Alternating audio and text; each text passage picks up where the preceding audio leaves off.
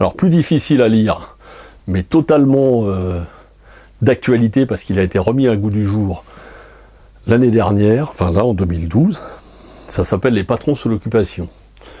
C'est assez édifiant quand même sur ce qui s'est passé en France pendant ce moment-là. Hein.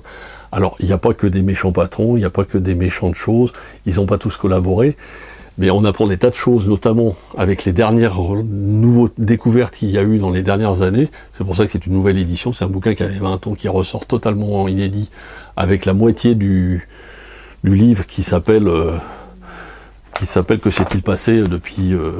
de quoi de nouveau en 2013, donc c'est quand même très récent, c'est-à-dire qu'il y a plein de découvertes, on apprend des choses sur ce qui s'est passé des dirigeants de Berlier, de Ricard, de la Société Générale, de Total, des Galeries Lafayette, le fameux Monsieur Joseph, le ferrailleur juif qui a fait du trafic.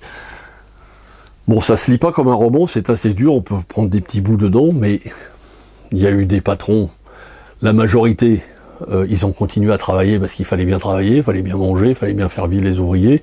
Ils ont collaboré, bien sûr, puisqu'il fallait bien s'en sortir, mais c'est pas pour ça que c'était des salauds.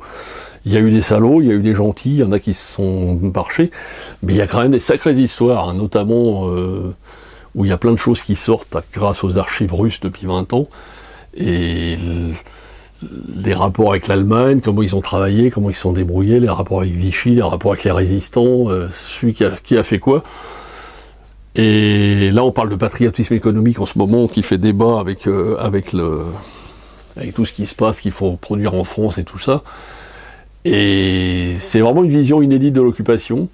Il y a des portraits totalement inédits, des gens qui ont été des héros dont on ne savait pas et qui ont fait des choses naturellement, et donc je me fais bien comprendre, c'est pas un livre qui démontre une fois de plus, parce que c'est un peu la tendance aussi maintenant de s'auto-flageller et dire qu'on a tous été des salauds, c'est pas le cas du tout.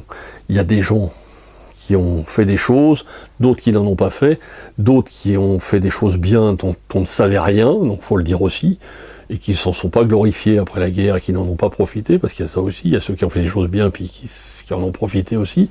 Il y a ce qui s'est passé, pareil que dans l'autre livre, après la guerre, avec ceux qui ont récupéré des contrats et des machins. C'est absolument époustouflant. Hein.